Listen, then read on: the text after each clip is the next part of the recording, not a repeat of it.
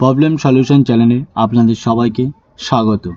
আজকে আমরা শিখব লক্ষ্মী ভান্ডার স্ট্যাটাস কিভাবে চেক করতে হয়।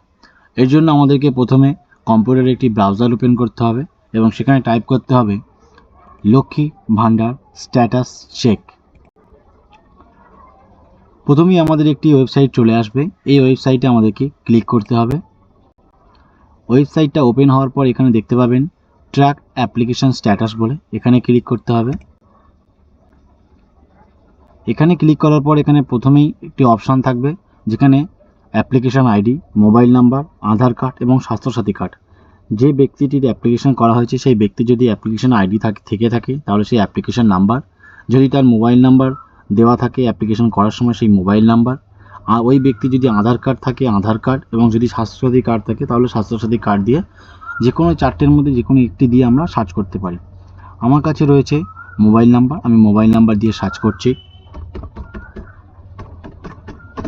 তারপর আমাদেরকে ক্যাপচার কোডটি ফিল আপ করতে হবে।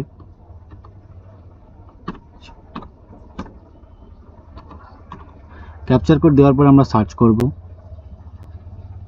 দেখতে পাবো আমরা ওই ব্যক্তিটির কত তারিখে এবং কোন টাইমে অ্যাপ্লিকেশনটি অ্যাপ্রুভ হয়েছে সেটি আমরা এখানে দেখতে পাবো। এরপর আমরা একটু নিচে চলে যাব।